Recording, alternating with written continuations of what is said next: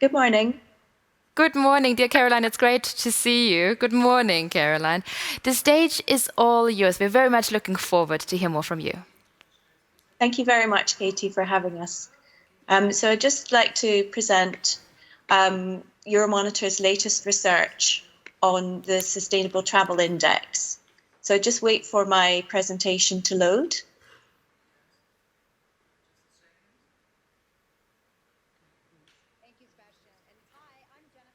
Excellent. So for those of you who aren't familiar with Euromonitor International, we are a global market research company, and we have 15 offices around the world. This is so important in times like this where there is huge amounts of uncertainty, not just with the pandemic, but now with the war in Ukraine. So it really does help that we have this network of thousands of analysts across so many different countries. So for today's presentation, I'll be revealing the latest results of the Sustainable Travel Index. And the big question is, why should we be concerned about how destinations and cities are doing in terms of their sustainability? So the most important thing is we should be concerned because consumers care about this. You know, we see that 66% of consumers globally want to have a positive impact through their daily lives and through their actions. So that's, 2/3 of consumers that want to make a positive difference. And they are looking for travel brands that fit with those values. So clearly, it's a very important driver, what consumers want, that brands align with that. So when it comes to the Sustainable Travel Index itself, just a little bit of methodology here.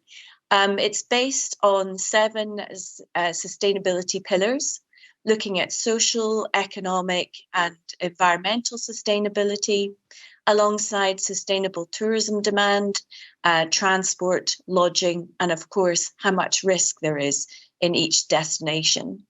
We cover 56 indicators across 99 countries, so it is very extensive. So I'm delighted to reveal that, first of all, in terms of the region that is leading sustainable transformation globally, is Europe. We have the fact that Europe accounts for the top 20 positions in the index. That is quite something. So it shows that the EU Green Deal that has been enshrined in law is actually having a tangible impact on how countries are performing in terms of their carbon neutrality and their sustainability. When it comes to the leading destination, I'm delighted to reveal that Sweden is the top destination across all these 99 countries. They've held the top spot since 2017 and continue to walk the walk when it comes to net zero goals and targets. The whole country is aiming to be net zero by 2045, which is ahead of the 2050 deadline. There's a vast amount of so many positives when we think about Sweden, not just its natural assets from forests to lakes, all the great adventures that you can do in the Arctic, the eco-chic lodging, which is award-winning. And of course, they've also enshrined, best practice with their Nature's Best Ecotourism Charter. There's the right to roam, which is so important, giving people freedom to discover nature and biodiversity. And of course, we also have the fact that 23 cities have very strong green credentials through the Viable City Network. This includes cities such as Gothenburg and Stockholm, of course. And the one thing that really surprised me the most was just how many national parks they have, so 30 in total. So Sweden is our number 1 destination in the index. But we also have those countries that are doing particularly well, moving up the ranking. And it was quite interesting to see that the Americas, particularly the Caribbean, so with the Dominican Republic, we've got Central America with the likes of Costa Rica, and the Americas in general with Guatemala, Ecuador, and Mexico, all performing well, particularly in the areas of sustainable lodging, for example, in the Caribbean, thanks to some data that we have from Greenview looking at water, energy, and the carbon footprint of hotels. So Dominican made very strong progress in that area. We also have the fact that they have strong sustainable transport networks and infrastructure. And of course, transport accounts for almost 50% of all carbon emissions that are produced by travel and tourism. So there have been some successes. When we look at the top 15 in particular, Estonia really stood out. It went from 10th position to 5th position now in 2021. It has very strong credentials again in sustainable tourism. We can see that it has strong transport infrastructure, sort of using local fuel, which is great. The fact that they have like a strong rail network, also protecting biodiversity. And the tourism board has these 3 pillars of nature, culture, authentic, and food. So those are very strong. And I think what was really impressive was that despite the pandemic and the devastation that has caused, last year they committed and signed up to the Global Sustainable Tourism Council. So again, it's that idea that we can't do this alone, we need partnership. Equally, at Euromonitor, it's not just countries that we're assessing for sustainability. We also have a city travel index, and within that, one of the pillars focuses on sustainability, looking at over-tourism, looking at pollution, the level of cultural heritage, how much availability there is of UNESCO sites. And it was really exciting to see that Madrid was the number 1 city in the City Travel Index for that sustainability pillar. They're part of the Climate Kick program from the EU, Institute of Innovation. Of course, these programs are so critical. It means that there's, very much using data, citizen science, artificial intelligence, and all sort of, aggregating a lot of information at the city level to become a truly smart and sustainable city. Other cities that are involved in the Climate Kick program include Vienna and Amsterdam. And, the race for net zero is on amongst the cities, with Copenhagen aiming to be number 1 in that respect. Equally, we have the fact that, it's not just a bit about carbon neutrality and net carbon zero emissions. It's also about embracing a truly transformative new type of tourism. And the trailblazer in this respect for regenerative tourism is New Zealand. So it was really fascinating to dig into their transformation plan.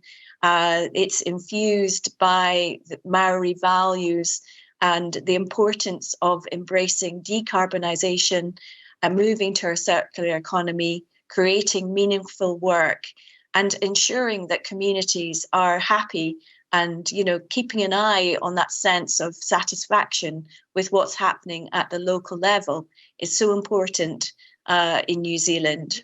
Obviously, with borders reopening, it's a great opportunity to really put regenerative tourism at the heart of the recovery post-pandemic. So, there are some great role models out there, some great work being done, and there is this sense that there's a growing momentum for change.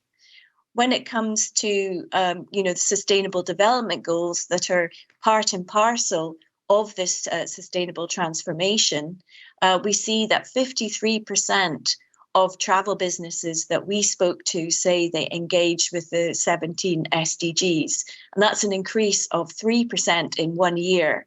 So actually, the pandemic has accelerated that desire to make a positive impact. And when it comes to Europe, we're performing particularly well in climate action, where 60% of EU businesses say that they are engaged with that SDG number 13. However, there are some disconnects. We know that over almost 60% of companies are adapting and implementing a sustainability strategy. However, when you look at how many of those businesses are purpose-driven, it's only 47%. And when we look again at how many CEOs are sustainability activists, the number is even lower. It's only 1 in 4. So clearly, we need to be creating and giving the platform for young people to become sustainability activists and ultimately to lead these companies by example. So I'd just like to say thank you so much to ITB today for giving me the opportunity to present the very latest results from the Sustainable Travel Index, and I'm very much looking forward to the rest of the program. Thank you. Thank you, Caroline, for your insights, of course, as you mentioned, in this given momentum of change. Thank you very much, Caroline Bremner. Ladies and gentlemen, we are back here, of course, in the studio in Berlin. Also join us digitally with the hashtag ITBBerlin Convention for your thoughts, your comments and your questions on the social media platforms. And we are back now in the studio with 2 more moderators. We have Xenia Hohenlohe with us in a second. She's co-founder and managing partner at Considerate Group. And we do have, again, Dr. Willy Legrand, Professor of Hospitality and Tourism Management at the International University of Applied Sciences in Germany. I can't wait to hear more from you and, of course, from your guests.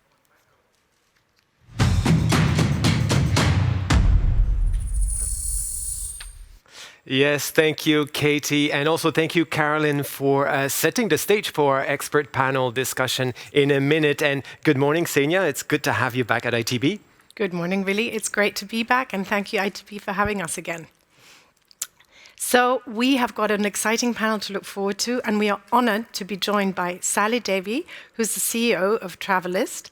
We have Jeremy Smith with us, who's the co-founder of Tourism Declares a Climate Emergency. We also have Jennifer Koskelin Gibbons. She's the campaign manager of the Palau Pledge, the Palau Legacy Project. And last but not least, we have Petra Thomas, who's the CEO of Forum Anders Reisen. Welcome to our guests. Thank you. Thank you. All right, so welcome, Sally. It's nice to have you here, and also Jeremy, welcome back, and Jennifer and Petra. So listen, let's just jump straight into the deep of it. We've just heard now from Caroline at Euromonitor International about the destinations such as Sweden and Slovakia and Austria that are really at the top of their games when it comes down to sustainability. So I turn to Jeremy first, and to kickstart here, we've seen a number of destinations now that have already implemented carbon neutral schemes, or they have committed themselves to carbon neutrality. So do you see this sort of as a response perhaps to the wheels set in motion with Tourism Declares a Climate Emergency that is now have more than, I think, 400 tourism organizations committed to climate action plan? It's kind of you to suggest it might be, Willy. I'd like to believe really that it's a response to the scale of the crisis that we face, and that is the reason that more and more companies, destinations are engaging at this level.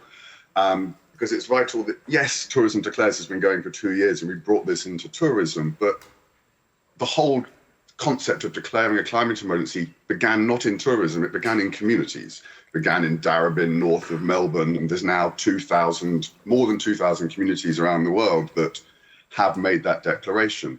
What we did with Tourism Declares was try to bring tourism into a response to what communities were demanding upon us, namely that we work together, collaborate, act with urgency, and follow the science.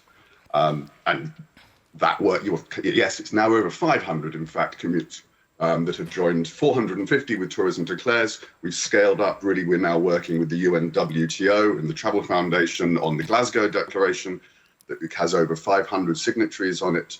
And we hope more and more, because in the end, that's a good start, but it's a drop in the ocean when it comes to the size of our industry. A drop in the ocean, but very important one. So let's just have a look at this ocean. I'll turn to Jennifer, actually. Jennifer, now the archipelago of Palau, for the audience, is located in the Western Pacific Ocean. Extremely vulnerable, of course, to rising sea levels caused by climate change. And it's partly because I think a quarter of your landmass is less than 10 meters above sea level. So, Jeremy, what he's explained is what you probably see on the ground happening, actually. The archipelago is said to be the world's first carbon neutral destinations, and you've been heading that program. So can you tell us a bit more about that program and perhaps the hands-on steps that you're taking? And also, I think important is, where do you set the boundaries for Palau when we talk about carbon neutral destination?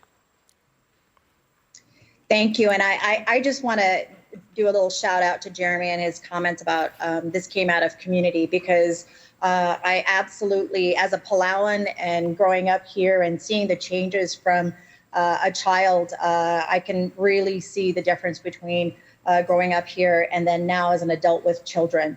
So it's all about our kids' future. So I really appreciate you making that point.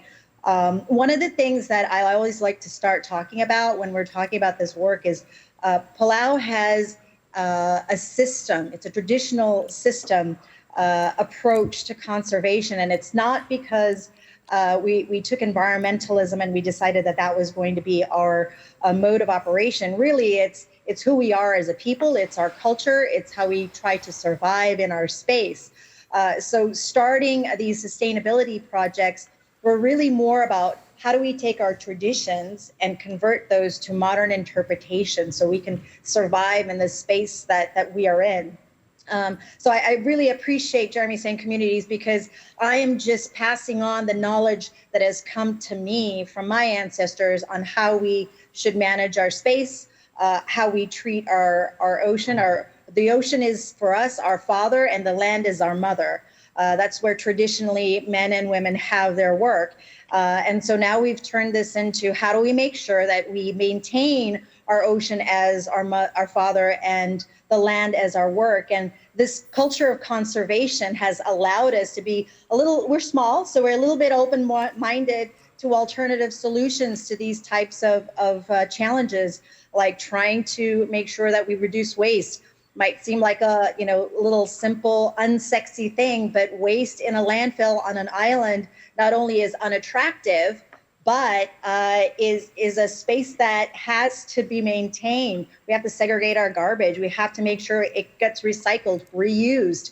And that's something that our consumers are asking of us to do, but we're trying to do as a business and as a community during a time of COVID is how do we make sure that those systems are in place so when we do get visitors again, we'll be able to share with them how we do it in the Palauan way. So little things like off-island pollution comes in. We got to pick it up. Every weekend there is trash that's coming into the beaches that's flying in from the ocean. We also have to talk about it and from a fisheries perspective. It's important that our fisheries thrive so that people enjoy the beautiful Palauan ocean. They can dive it. We'd like to continue to be one of the top lists of bucket list dive sites in the world. And that can only be if we continue to have this sort of system-wide solution and approach to sustainability. So everybody has a part. When there's a challenge in a community, there's something that's called a bul that comes out of the chief's toolkit. And he starts listening to the community and trying to hear what are the challenges, what are the issues that are coming up. And he might say there's a bul, there's a cessation of a particular activity, like our Palau National Marine Sanctuary. It's the world's first fully protected exclusive economic zone, over 80%. And in that regard, it becomes everybody's responsibility to activate that bul. It's the same when we first had our COVID cases here. The chiefs in different communities said, look, you have to stay at home. And the chiefs put out a bul that said, look, this is a moratorium on activity until we can get these numbers down. And that only just happened a few weeks ago, guys. So we're just now experiencing a COVID in a meaningful way. and practicing these practices at a time when the tourism sector is really challenged, I have to say is an added bump in the road that our businesses are really struggling through. It's not easy. Wow, Jennifer, thank you for that. And I think what's come out of what Jennifer's just told us is the way that these sort of initiatives have to and can be such a collaborative effort of all communities and businesses working together. And I'm wondering whether, with that example in mind, Petra, I'm going to turn to you about the conversation, and I keep banging on about this, how we in tourism can move on from being the bad guys in the room when it comes to climate debate, right, to being custodians of climate natural assets. Petra, do you think, with your experience that you have in this field, do you think that the private sector in tourism is ready to take up this role? Are we able to take up this role of being custodians, of being protectors of the natural environment? Yeah, thank you, Xenia, for this question.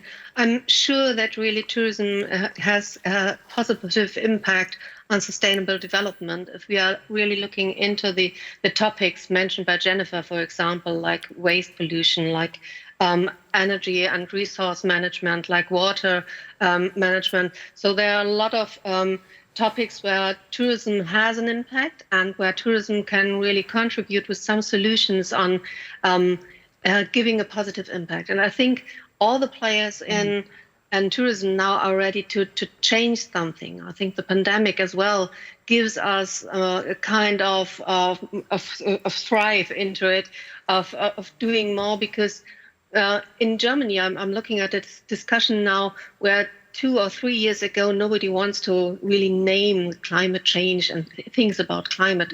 But now they are really going on discussions and going on talking about solutions and how we can change something, not only about mobility, which of course is one of the main challenges for tourism if we look on the international way.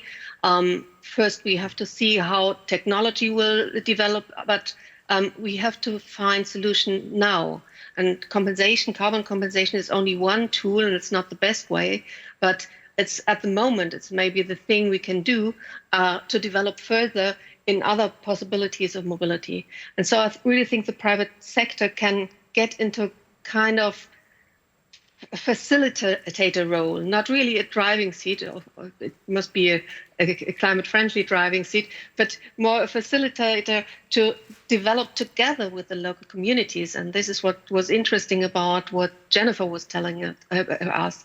The tourism stakeholders can plan and make decisions together with the local communities to decide how to act in the destinations. And this is really a role where private sector can drive into and pay attention to quality and not waiting for legislation to change anything. And I'd like to pick up on this from Petra here, and this idea of collaboration among the sector and so on. And I turn back a circle back to you, Jeremy, actually, with that question. I mean, you are working with destinations that are signatory, but then that have become actors, in fact. So they're actually are the change makers, or perhaps they've taken that role of custodian or guardian, some kind of green guardian out there. So what has been your experience on the ground then, and what were the barriers that they have to overcome when actually activating, taking action?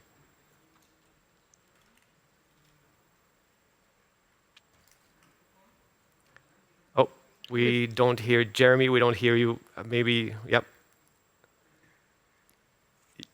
Yeah, you have to unmute yourself. No, we're back on. Someone's going to do it. All good. The experience, the problems we're seeing are very real and very present. They're not boundaries that have been overcome. They confront us all the time. We're working, through the Travel Foundation in Scotland, on a series of projects. Scotland was the first national tourism organisation to declare a climate emergency and join our initiative.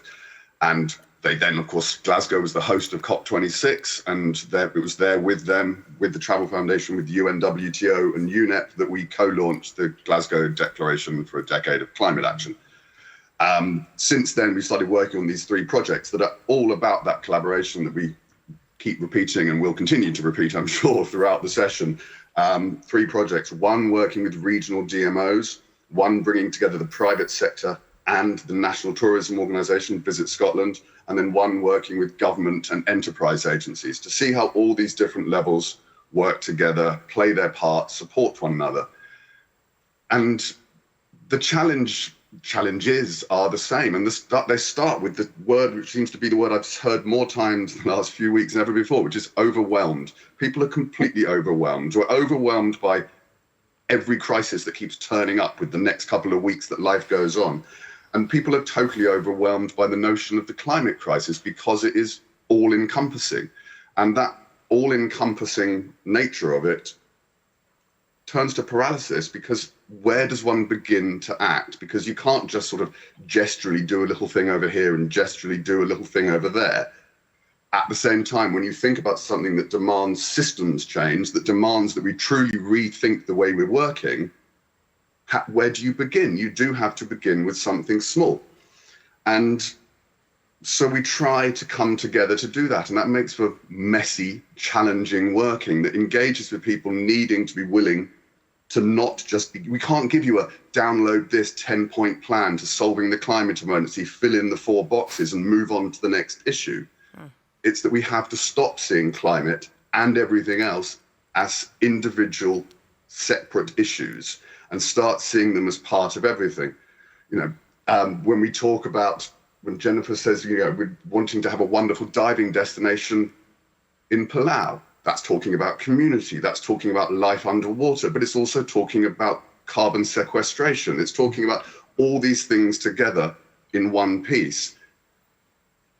And so in the end, the challenge is that we haven't prepared ourselves to be able to come together and have these conversations. And the solution is finding the ways to change the way we operate from treating everything separately and in competition and coming together and saying, let's work together on these things.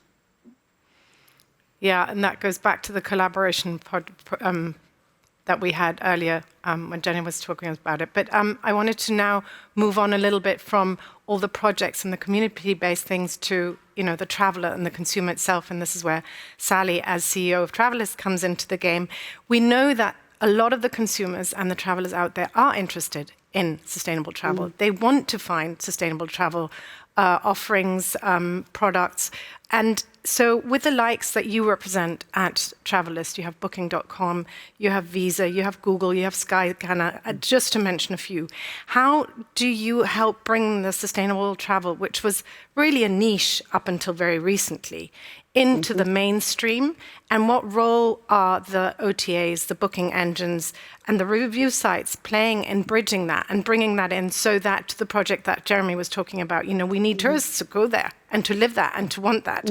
So what are they doing, and also what are the offerings on the ground, Sally? Thank you, Xenia. It's such a pleasure to be a part of this panel and to hear all of the other very inspiring panelists. So yes, to answer the question as to what Travalyst is doing, Travalyst is a non-profit, and we uniquely support non-commercial collaboration among the private sector. So we help companies to collaborate and work together in a non-competitive way on, exactly as you said, bringing sustainability to the mainstream. So yes, you mentioned a few of our founding partners. That includes Trip.com and TripAdvisor as well, and recently joined by Google. And we started by focusing on those big consumer-facing distribution platforms because they have been a major missing piece of the puzzle in making sustainability mainstream. So essentially what the role, I suppose, is, as you suggested, of those platforms is to help make sure that the sustainability information that is out there and that has been mentioned already is available to all travellers everywhere. As you said, and as Caroline said in the prior presentation, consumers care. They want this. We want to have a positive impact when we travel, but it's actually really difficult to get clear and consistent information when we're planning and booking a trip. So through the Travalyst Coalition, our partners are working together to make sure that they collect and publish the same information so travellers can see consistently what good looks like. And this is a huge, huge challenge. It's a mammoth task, and it's a really huge moment in our sector's journey towards true sustainability.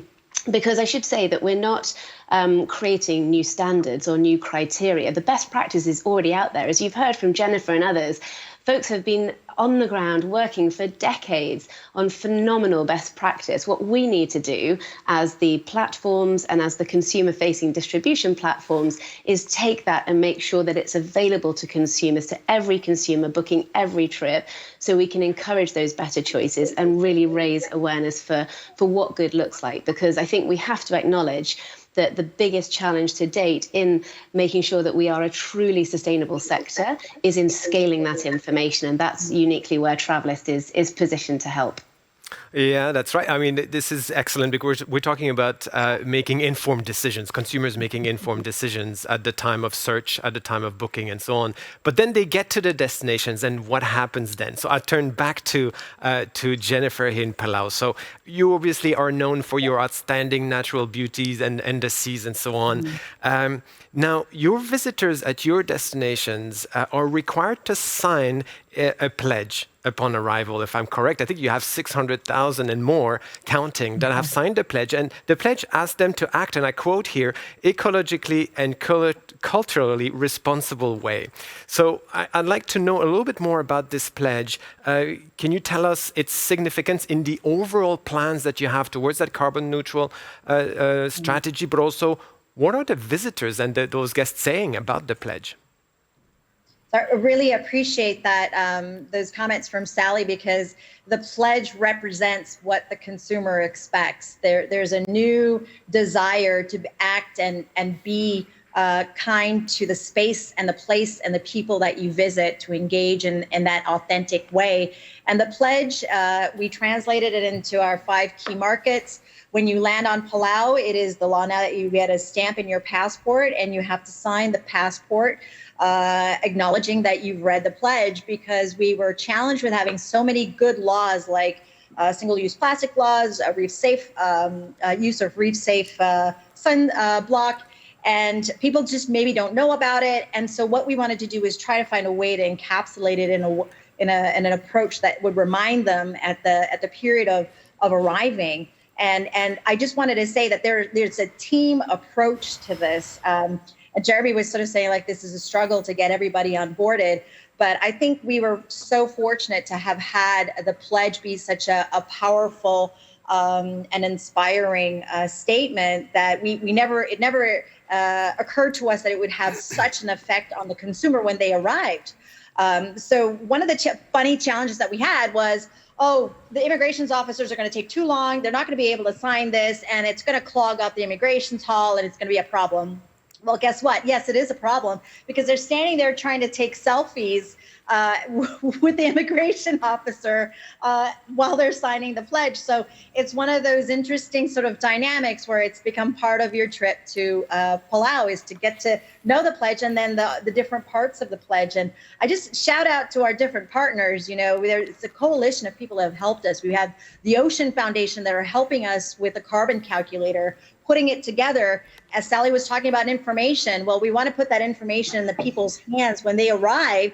We're beta testing for the Our Ocean conference that's coming in a few weeks, calculating your carbon footprint while you're in Palau, and are you willing to make a difference by either doing something locally or offsetting separately? You know, these are different options that people have, and I think giving them the room to be able to act on their activism is also a particularly interesting and valued component of that experience. So it's not just about the one little action of reef safe sunscreen, but it's also the calculator. It's also our relationship with the UNFAO, who helped us also look at the tourism value chain. How can we make the visitor eat more local food and sustain our culture at the same time? You know, we are very shy people. I spent 10 years in New York, so maybe I'm not as shy as the most here, but we're not going to say, please eat our taro, it's the best. We know it's the best in the Pacific, right? But culture, having that be such a big part of food production, and having, you know, FAO help us make sure that happens, the Mountain Foundation, the ICDF, different countries who have come to us and said, hey, what kind of help do you need to continue this legacy of conservation and make sure that this long-term strategy in this economic sector is actually long-term and not just temporal. And we don't overuse it, exploit it to a point where it is no longer a desirable destination. And so for us, it's really how do we stay ourselves? How do we stay culturally Palauan so that people can see that? And the pledge is just one of the platforms that we hope that inspires people to do that while they're here. That's exciting. And I think that sort of continues really with the customer journey and leads on to this thing of traveling with a purpose, and dare I say that word. But I think a lot more customers are looking for those sort of experiences, right? Where they go and sail across the ocean to clean it of plastics, or beach cleanups again, going to Africa to save the rhino, etc. So with all of this in mind, Petra, again, have you noticed a lot of change in that area? Is there more demand for exactly that kind of thing, that people want to go and sign a pledge? Sadly, we can't all travel to Palau from Europe because it's very far away. So closer by, what are the options, and what do you see is happening in that space, Petra? Yeah, thank you for those questions. I think what Jennifer is telling us is really amazing, because it shows how tourism has really an impact on the local communities and in the local area. And it's much easier to show this impact and to involve people when they arrived in this area. But the current surveys say all that there is an increasing demand for sustainable aspects, as well on social as on environmental topics. But at the same time, the booking decisions are rather low, because the people see from the distance, they cannot really realize where is the sustainable offer, where do I find these experiences, because it's difficult to show this all at first sight when you just have a tourism offer, and you have a lot of tourism offers, and the booking platforms, they are sorted by price and by length and by destinations. So it's always difficult to find these solutions. And this is, I think, one of the boundaries we have to come over by giving more orientation to the clients, and to give them the orientation to find these kind of experiences early in the booking phase. When they are in the destinations, no problem. They really can do it hands-on, like Jennifer described. So what we are doing at the moment, we are in a project together with the University of Leuphana to develop a method or developing a model for accessing and labeling package tours. Because it's easy to look for a hotel which does something good, because there are certification schemes and there are a lot of marks. But if you look into a whole package with mobility, with accommodation, with activities, it's more difficult to really decide, is it good or not. And this model we are developing right now, and of course at the end there's another label, but a label on the product level. A label which is not on the level of the business, like tour operators, which makes it findable and makes it really show to at the first glance for every traveler to find his own holiday experience in the booking platforms and all other booking channels we have. And I think this will help us a lot to bring travelers more for decision making on the demand they feel, because they don't want to make a bad impact, but they don't know really how to decide and how to find. Mm-hmm. And I mean, what we're seeing a little bit is this it's almost a new promise of what tourism can be, or perhaps should be. And I'd just like to come back a little bit perhaps to what Caroline was presenting. And she was talking about countries like New Zealand, which is embracing or going deep into that regenerative tourism model that we've heard, right? And I'm sort of throwing the question a bit out in the open out there, perhaps more directed to Jeremy or Jennifer, but whoever really is, how do we define that regenerative tourism? How do we find it? Where do we find it? What are the measures? What are the benchmarks? Or is it something that's simply too new at this point? I'm not too sure who wants to pick that one up. Jennifer, Jeremy, go ahead. Jennifer? Go ahead, Jennifer. I always say, just get going with it. you can get to a stage where you overanalyze, and the simple thing that you can do is just make simple decisions. And that's the one thing that our Palau Pledge movement is really aspiring to do, is make the decision to walk, frankly, instead of taking a cab. But when you come to Palau, make a decision to go diving, but also go plant trees, or also plant some clams, or also be part of these tours that get to understand the culture and how the culture approaches farming, which is so fascinating. You can come to Palau and look at orchids, for God's sake. It's I just learned about that, and I'm a Palauan, and I've been here for quite a long time. But I think a lot of destinations have these opportunities, but like Petra was saying, they're difficult to find, and part of it is you do have these folks who are going to look for it initially.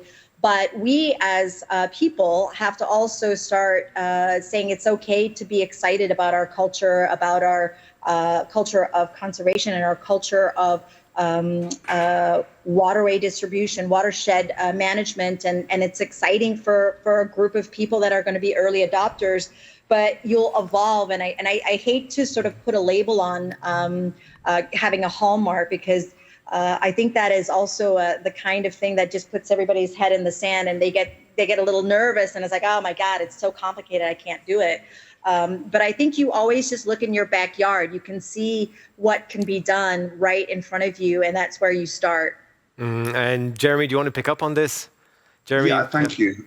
I echo some of what Jennifer is saying. That, I mean, one of the problems that those of us maybe who work in fields of sustainability, being the sort of overarching term, is that we do tend to obsess over the nuance of detail in what the difference between sustainability and responsibility, and now regenerative and conscious, and all these various terms means, when the rest of the world just wants to get on and do it.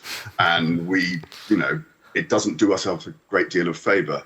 I think where there is a key difference in the principle, let's say, of regenerative, that it is about life-giving. It is about looking at how the natural systems work, and the difference between, I can restore a building, but to regenerate a community, there has to be people in it. There has to be life in it. It has to be something that is self-sustaining.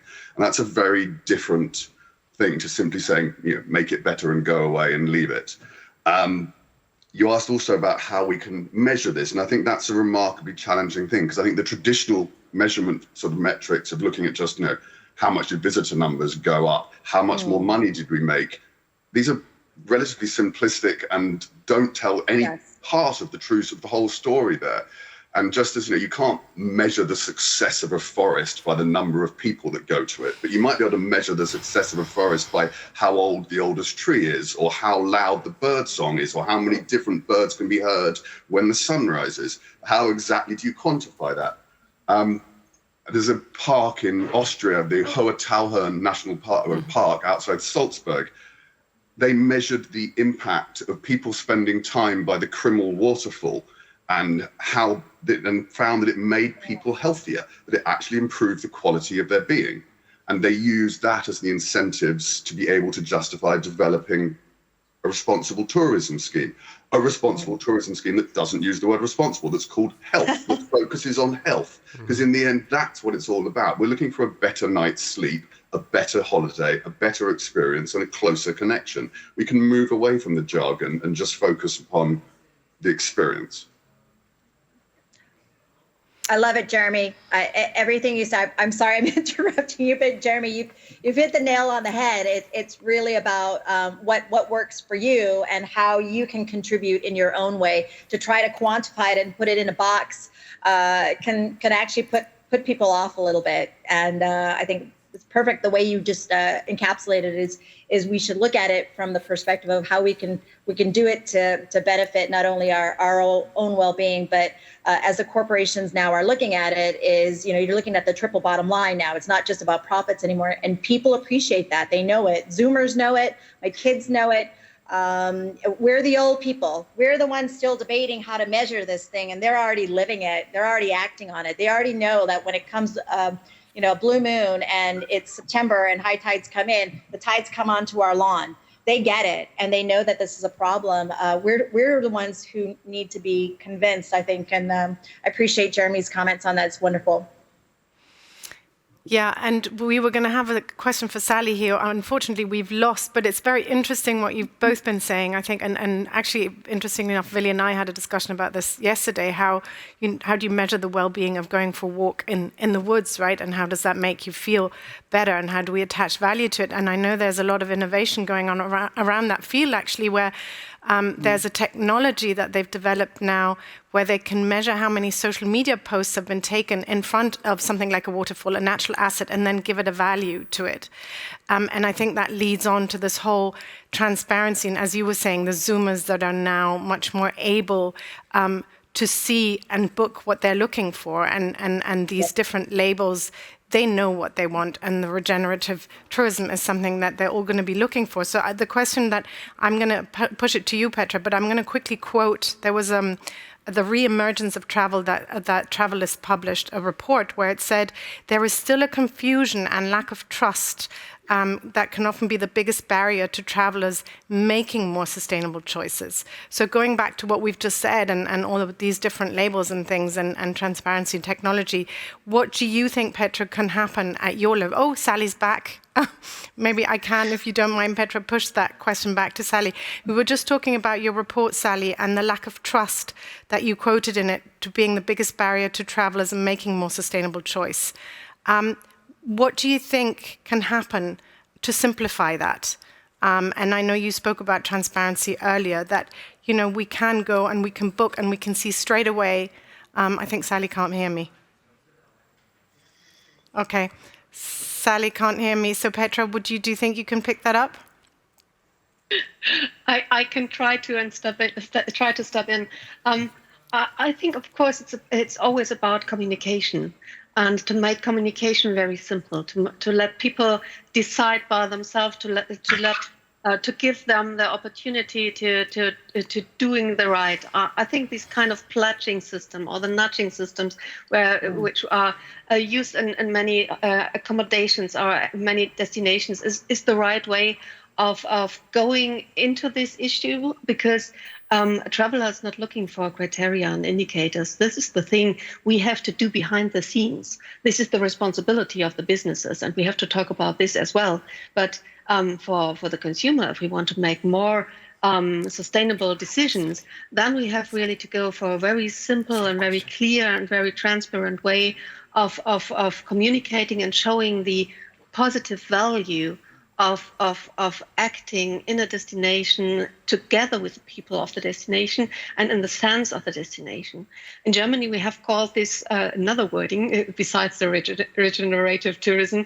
In Germany, we are calling this Lebensraumgestaltung. Sorry for this German wording, but it's like a kind of living space design. We're not looking into tourism destinations. We are looking into people's destinations. So designing together the living space of the people. And I think this is an important issue if we look on tourism. It's not something outside of the society. Tourism has to be part of the society in a destination, but it should not overwhelm the people who are living there. Thank you, Petra. Sally, I'm going to try and get you to answer. I don't know if you heard the question, but it's really about how can you simplify? How can you simplify?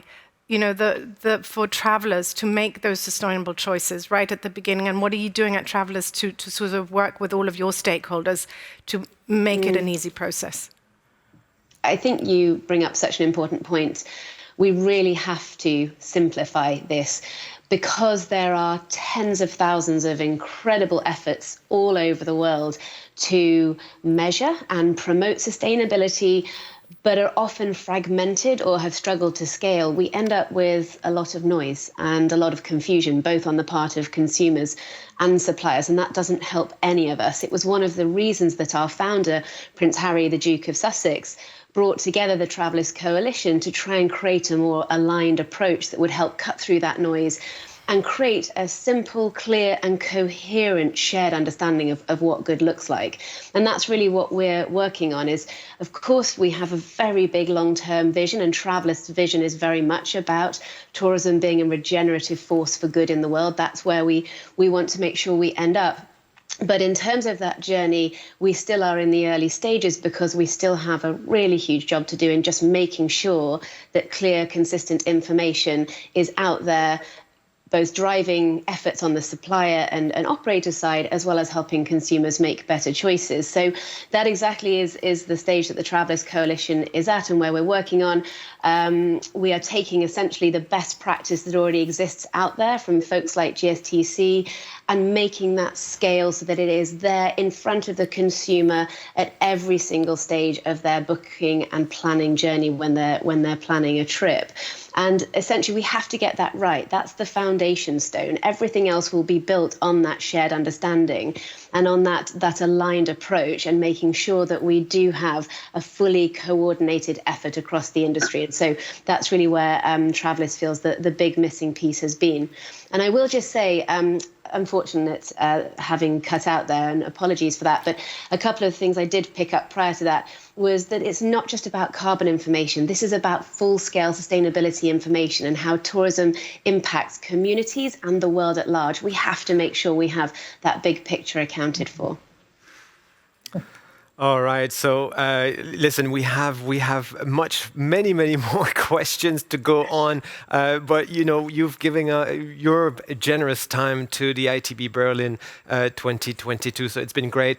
We have quite a few questions as well from the audience, which we haven't had a chance to answer this time around. I'm keeping notes of them, and hopefully we can go and circle back to those. I'll turn back to you, Sally, Jeremy, Jennifer, and Petra. It's been a pleasure having you this morning and wishing you a good day. And of course, stay tuned in for ITB throughout the day. Thank you so much for attending this morning. Thank you.